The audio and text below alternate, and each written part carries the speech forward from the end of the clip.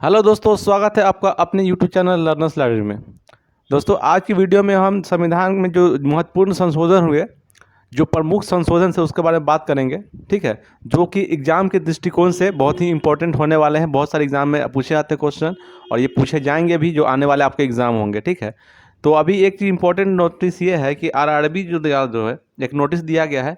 RRB ने notice कर दिया है क्या कि आपका एग्ज़ाम कब होगा। ठीक है, आरआरबी द्वारा जो नोटिस दिया होगा एग्ज़ाम कब होगा, तो आप जाकर आरआरबी की ऑफिशियल वेबसाइट पर देख सकते हैं कि आपका ग्रुप डी का तो अभी तो वो सिर्फ फोटोग्राफ और सिग्नेचर सही करने वाला लिंक एक्टिवेट कब होगा पता नहीं, वो आ गया है वैसे।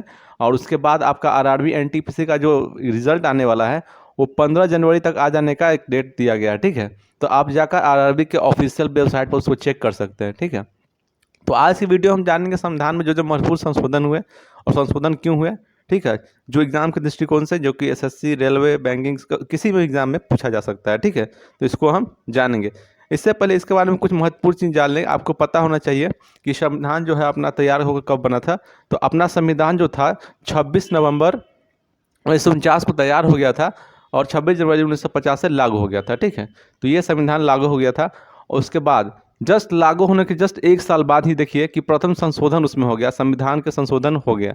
ठीक है, और संविधान को जबकि बाबा साहब अम्बेडकर और बहुत सारे लोगों ने मिलकर बनाया, और उसके बाद उसमें ऐसा बनाया गया था कि वो ज़्यादा लचीला भी नहीं था, और लचीला भी था ताकि उसको आराम से, अगर उसमें कुछ गलत लगता है आपको, तो उसको संशोधन करके क्या सही किया जा सकता है। ठीक है, तो देखिए प्रथम संशोधन क्या हुआ था। प्रथम संशोधन जस्ट आपका संविधान लागू होने के एक साल बाद ही हो गया, 1951 में, जो कि भूमि सुधार का था। ठीक है, और ये 9वीं अनुसूची में जोड़ा गया। ठीक है, तो ये प्रथम संशोधन था।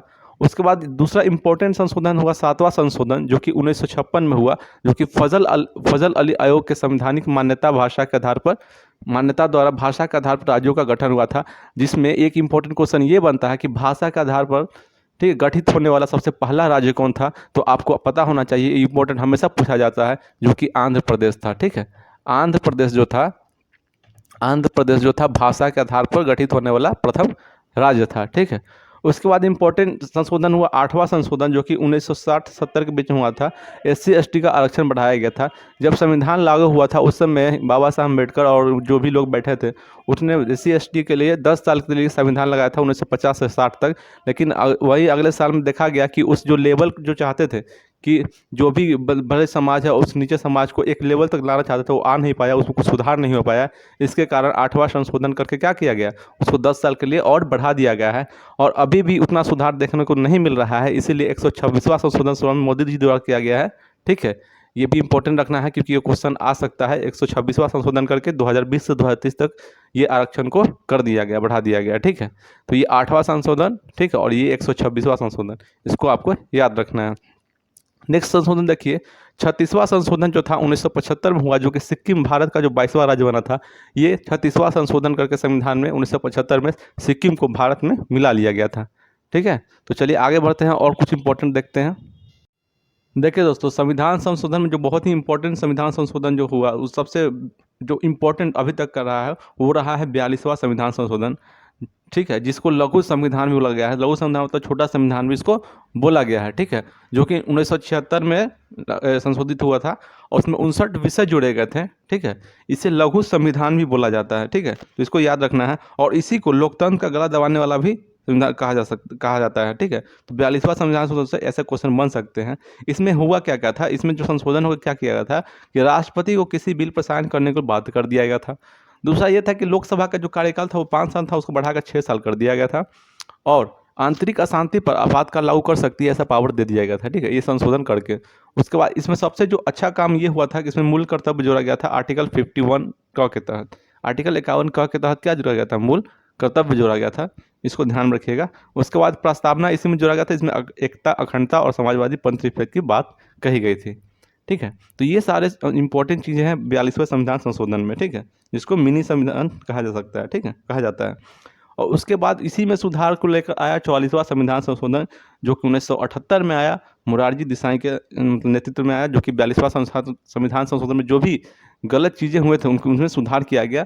जिसके तहत राष्ट्रपति जी को एक मौका दिया गया कि अगर किसी बिल पेपर पर उसमें साइन करना है तो वो क्या कर सकते हैं, उसको एक बार लौटा सकते हैं देख करके। ठीक है, दूसरा में क्या हुआ कि आंतरिक अशांति पर आप आपातकाल नहीं लगा सकते, जो कि पहले में कर दिया गया था कि अगर आंतरिक अशांति होती है 42वें संशोधन के अनुसार तो आपातकाल लागू हो सकता है, लेकिन 44वें में ऐसा नहीं हुआ, उसको बंद कर दिया गया। ठीक है, उसके बाद क्या हुआ, जो आपातकाल लोकसभा का जो 6 साल कर दिया गया था टाइम, उसको फिर 5 साल वापस कर दिया गया।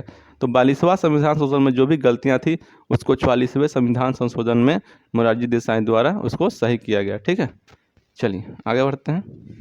देखिए दोस्तों, एक और महत्वपूर्ण संशोधन जो कि 31वां संशोधन हुआ था, जिसमें मूल अधिकार इसमें सीमित था। ठीक है, 31वां संशोधन हुआ था जिसमें संपत्ति का अधिकार था, तो उसको हटा करके उसको ना संपत्ति का अधिकार जो था उस मूल अधिकार के अंतर्गत आता था, उसको हटा कर क्या किया, सरकार के अंतर्गत आ गया कि अगर कोई ज़मीन अगर आपकी है भी, अगर सरकार वहाँ कुछ बनाना चाहती है, ठीक है, तो वह बना सकती है। पहले वाला जो टेंशन था उसको ख़त्म कर दिया गया। ठीक है, उसके बाद इंपॉर्टेंट आता है 52, हाँ 52वां संशोधन हुआ था जिसमें दल बदल था।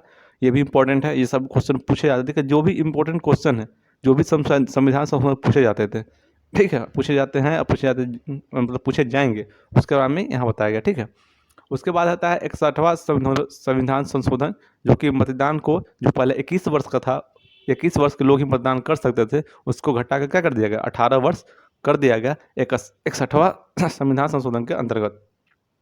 उसके बाद था 65वां संविधान संशोधन, जो कि एससी से रिलेटेड था, शेड्यूल कास्ट के लिए। और एससी आयोग की चर्चा जो है आर्टिकल 338, हाँ 338 में है। ठीक है, और अनुसूची 341 में। ठीक है, उसके बाद 89वां कितना है, 79वां कितना है, एसटी का है। और एसटी का कितना, जो आयोग की चर्चा है, एसटी आयोग की चर्चा कितना है, 338 क में है। उसके बाद इंपॉर्टेंट है आपका 69 यानी 69वां संविधान संशोधन, जिसमें दिल्ली और पौंडीचेरी को क्या विधानसभा दिया गया था, उसमें विधानसभा बन गया था। और उसी के अंतर्गत 70वां जो संशोधन हुआ, जिसमें राष्ट्रपति निर्वाचन का भाग है, उसमें दिल्ली और पौंडीचेरी को भी शामिल कर लिया गया। ठीक है, उसके बाद है आपका 101वां संविधान संशोधन। 101वां संविधान संशोधन जो हुआ था वो जीएसटी के लिए था, जो कि गुड्स एंड सर्विस टैक्सेस के लिए है। उसके बाद एक और इम्पोर्टेंट, सबसे इम्पोर्टेंट है, जिसमें बहुत ही बवाल हो गया था, जो कि 123वां संशोधन हुआ था, जो कि ओबीसी आयोग का था। ठीक है, ओबीसी में क्या था, आर्टिकल 340 में, जिसमें काका कालेकर और मंडल आयोग था, इसमें ओबीसी को आरक्षण दिया गया था, इसका था। ठीक है, 123वां।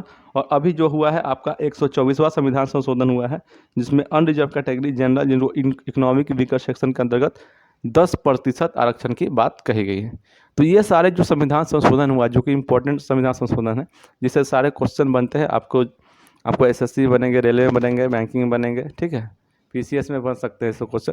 तो सारे क्वेश्चन जो मतलब इंपॉर्टेंट क्वेश्चन बनते हैं, ये सब महत्वपूर्ण संशोधन था, उसको हमने इसमें बता दिया।